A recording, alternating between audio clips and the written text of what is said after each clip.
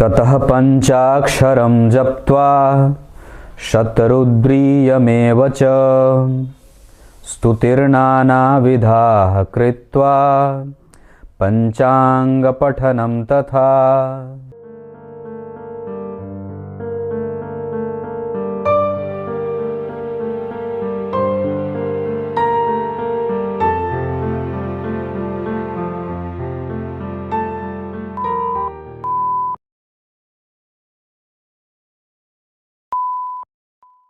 प्रिय दर्शकों नमस्कार, एक बार फिर से उपस्थित हूं आप सबके सामने।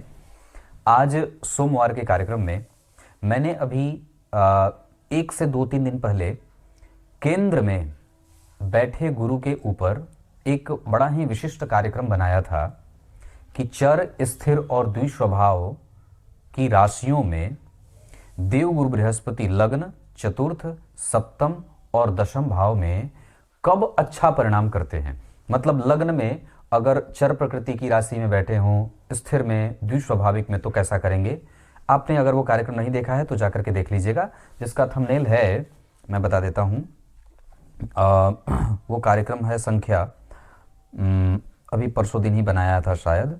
कार्यक्रम संख्या है 3735, है ना। केंद्र स्थान में गुरु, कुंडली में गुरु, कहाँ पुरस्कार कहाँ दंड, ऐसा करके वो उसका बैनर है। आज तो उस कार्यक्रम में 2-3 दर्शक ऐसे थे जिन्होंने ये बात भी कही थी कि पंडित जी त्रिकोण में भी बताइए। तो उस कार्यक्रम में मैंने लग्न पे तो चर्चा कर दी थी कि गुरु मतलब चर राशि में, स्थिर राशि में और द्विस्वाभाविक राशि में कैसा फल करेंगे। पर त्रिकोण स्थान में पंचम और नवम स्थान भी त्रिकोण स्थान ही होता है। इससे पहले कि कार्यक्रम शुरू करें, आप लोगों को मैं बताऊं कि जो कार्यक्रम का श्लोक मैंने पढ़ा है आरंभ में, वो शिव पुराण का है। जो आगे उसका अर्थ बताऊंगा, विषय पे लेके आता हूं। पंचम भाव मध्यम त्रिकोण कहा जाता है। ये प्रथम त्रिकोण है, ये मध्यम त्रिकोण है और ये अंतिम का त्रिकोण है। त्रिकोण का अर्थ कि आप यूं मान लीजिए कि लग्न में बैठा कोई ग्रह अगर उच्च का है और कोई ग्रह पंचम में उच्च का है और कोई ग्रह नवम में उच्च का है, तो वो नवम भाव में उच्च का होगा तो ज्यादा अच्छा परिणाम करेगा वनिस्पत इन दोनों भावों के। जैसे गुरु उच्च के यहां तो आपको हो सकता है कि विधायक बना दे, गुरु उच्च के यहां तो हो सकता है कि आपको सांसद बना दे, और गुरु उच्च के यहां तो हो सकता है कि आपको वो मंत्री बना दे। स्पष्ट है। और भी नजदीक से अगर बात करें तो यहां शनि उच्च के तो आपको न्यायपालिका का अध्यक्ष बना दें, यहां आपको विधायक बना देंगे और यहां आपको विधानसभा में मंत्री बना देंगे। मतलब ये ऐसा परिणाम करता है। लेकिन एक अच्छी बात है कि ये सकारात्मक ही परिणाम करेगा। इसके नेगेटिव परिणाम आपको देखने को बड़े कम मिलेंगे या लगभग ना के बराबर दशा अंतरदशा में देखने को मिलता है। आज मैं आपको जो विषय पे लेके आ रहा हूं उसमें अगर जन्म कुंडली के पंचम भाव में मेष, चर प्रकृति की राशि 1, 4, 7 और 10, अगर इन राशियों में देवगुरु बृहस्पति बैठेंगे पंचम भाव में चर प्रकृति की राशि में, तो वो व्यक्ति अपने प्रभावों से कई बार और अपने पद और प्रतिष्ठा की प्रभावों को कई बार वो गलत तरीके से भी इस्तेमाल कर जाता है। अपने पद की गलत तरीके से इस्तेमाल करने वाला व्यक्ति हो जाए। 1, 4 में बैठे, 7 और 10 में बैठे तो। वैसे एक बात और बता दूं, यहां एक विशिष्ट प्रभाव मकर राशि में जो कि बड़ा नेगेटिव हो जाता है, अलग हो जाता है कि व्यक्ति अपने विद्या और अपनी बुद्धि से गलत और दूसरे लोगों को सताने वाला होता है। और तुला राशि में व्यक्ति आरंभ में नौकरी करता है, बाद में व्यापार करते देखा जाता है, या उसके दिमाग में नौकरी के साथ साथ व्यापार करने में सफलता मिल जाती है, या उसके दिमाग में ये बात चलती रहती है। वहीं उच्च के गुरु के बारे में व्यक्ति को प्रधानतया व्यापार भी, नौकरी भी, कई जगह से धन प्राप्त करे, रेंटल प्रॉपर्टी भी, पिता के धन को, वाणी के धन को, वाणी से धन कमाने वाला और चरित्रवान सुखी होता है। जबकि मेष राशि के देवगुरु बृहस्पति व्यक्ति को एक संततिवान बनाने वाला और बड़ा ही कम बोलने वाला, घूम करके पैसा कमाने वाला और सुखी होने के साथ साथ भविष्य की चिंता करने वाला बना देते हैं। क्लियर है? अब वहीं पे पंचम भाव में अगर देवगुरु बृहस्पति स्थिर राशियों में बैठे हों, मतलब वृष, सिंह, वृश्चिक और 2, 5, 8, 11 कुंभ, तो अगर इन राशियों में बैठेंगे तो यहां व्यक्ति लगातार जीवन भर नौकरी करने वाला ही होता है, किसी दूसरे की जी हुजूरी करने वाला भी होता है। 2, 5, 8 और 11 अंक अगर जन्म कुंडली के पंचम भाव में लिखा हो और देवगुरु बृहस्पति वहीं बैठे हों तो इस व्यक्ति के जन्म के तुरंत बाद ही घर में किसी न किसी या रिश्तेदार में किसी न किसी व्यक्ति की मृत्यु या अहित होते देखा जाता है। मतलब ये कई बार व्यक्ति के अस्थायी संपत्ति को नुकसान पहुंचाने वाला भी हो जाता है। लेकिन इसका लाभ क्या होता है? तो अगर पंचम भाव में देवगुरु बृहस्पति स्थिर राशि में बैठेंगे तो व्यक्ति ब्राह्मणों का पूजक हो जाता है। धन कहीं से भी कैसे भी कमा करके लाए पर दान देने वाला होता है। 2, 5, 8, 11 की बात यह होती है स्वयं के पराक्रम से। अब जैसे उसका एक बड़ा अच्छा छोटा सा उदाहरण दूं कि जिस व्यक्ति की कुंडली में ऐसी स्थिति बनेगी वो व्यक्ति अपने लंगड़े भाई को लंगड़ा कहेगा, लेकिन जब वही समाज का कोई दूसरा व्यक्ति उसको लंगड़ा कहेगा तो उसको मारने पे उतारू हो जाएगा। आप समझ रहे होंगे, मैं हूं, मेरा है, मैं इसे चाहे जैसे रखूं पर दूसरा इसे कष्ट नहीं दे सकता है ना। ये मेरी संपत्ति है, ये मेरा भाई है, ये मेरी माताजी हैं, मैं इन्हें जबरदस्ती सेवा करूं या चाहे जैसे करूं पर इन्हें कोई दूसरा आंख नहीं दिखा सकता। तो एक तरीके से वो भी सुरक्षा ही होती है।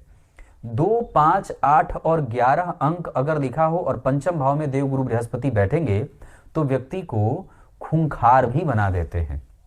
सिंह की भांति उसकी वाणी होती है और इतना ही नहीं, वो नीतिज्ञ, बुद्धिमान राजनीति करने वाला होता है।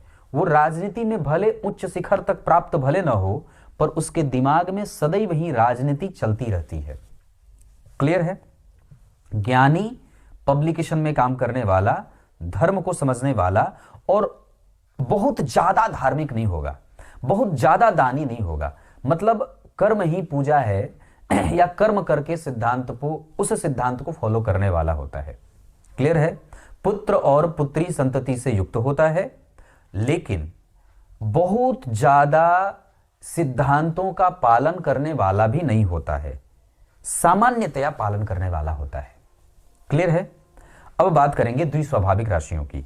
अगर पंचम भाव में आपकी कुंडली में 3, 6, 9 और 12 ये अंक लिखा हो और देवगुरु बृहस्पति वहीं बैठे हों तो ऐसे देवगुरु बृहस्पति आपको वाणी से धन कमाने वाला शिक्षक, ज्ञानी, वक्ता, प्रवक्ता, प्रोफेसर, लेक्चरर, नीतिज्ञ, राजनीतिज्ञ, मंत्री, इंद्र को जो ज्ञान देता है, जिसको स्वर्ग पे जिसका शासन है वो इंद्र हैं और उनका जो मंत्री है वही देवगुरु बृहस्पति है। तो 3, 6, 9 और 12 अंक में अगर देवगुरु बृहस्पति पंचम भाव में बैठेंगे तो व्यक्ति नीति का पालक, नीति का निर्धारक और नौकरशाह होता है।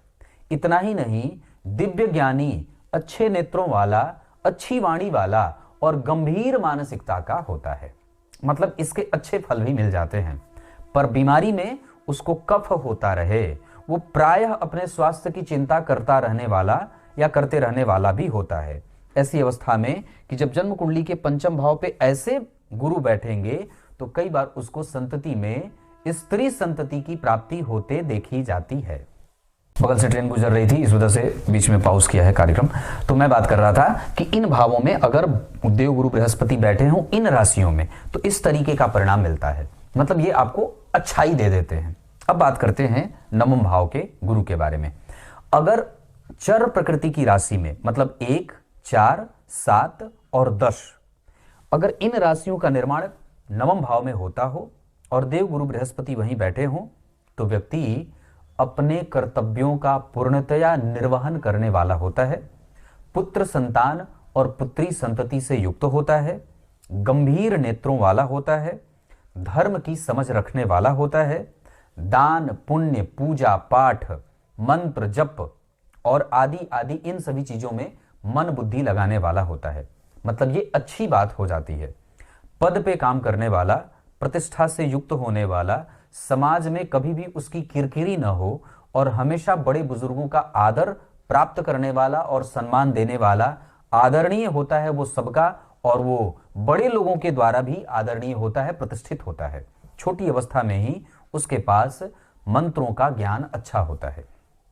ये चर प्रकृति की बात हो गई। अब बात करते हैं 2, 5, 8 और 11।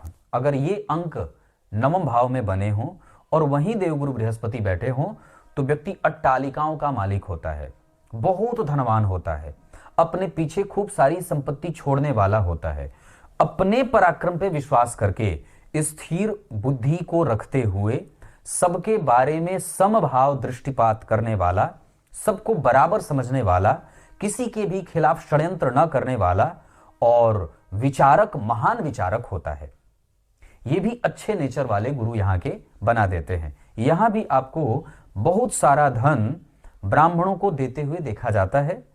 तीर्थ का दर्शन करने वाला, एक जगह पे स्थिर होकर के बहुत जगह तक, बहुत समय तक बिताने वाला, लगातार स्थिति और परिस्थिति नहीं बदलने वाला, एक जैसे गति से आगे बढ़ने वाला और धीमी गति से हाथी की भांति चाल चलने वाला होता है।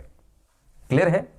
अब बात करते हैं 3, 6, 9 और 12, मतलब द्विस्वाभाविक राशियों में अगर देवगुरु बृहस्पति बैठे हो नवम भाव में तो ऐसे देवगुरु बृहस्पति पुत्र संतान, पहली संतति पुत्री होगी, दूसरी संतति पुत्र होगा, तीसरा उसके प्रभावों में विलक्षणता देखी जाती है, वो अपने जेब से ज्यादा दूसरों को देने में तत्पर रहता है, ज्ञानी होता है, लोक से ज्यादा परलोक बनाने वाला होता है, कुशाग्र बुद्धि का होता है, धर्म की अच्छी रीति समझने वाला, दिखा दिखा करके दान पुण्य नहीं करने वाला होता है, मर्मज्ञ होता है और अपने ही परिस्थिति में उलझा रहने वाला, बिना किसी के सहायता से अपने जीवन की गति को आगे बढ़ाने वाला बड़ा ही श्रेष्ठ होता है। क्लियर है? अब आइए कार्यक्रम के आरंभ में जो मैंने श्लोक पढ़ा है उसका अर्थ बता दूं। जहां भगवान वेदव्यास कहते हैं शिव की पूजा करने के बाद, पार्थिव शिवलिंग की पूजा करने के बाद पंचाक्षर मंत्र का जप करना चाहिए, है ना, नागेंद्र हारा वो जो मंत्र है, या ओम नमः शिवाय का जप करना चाहिए। तत्पश्चात साष्टांग प्रणाम करना चाहिए, तब जाकर के आपको आपके किए गए कृत्य का संपूर्ण फल प्राप्त होता है। क्लियर है? तब तक के लिए बहुत बहुत नमस्कार।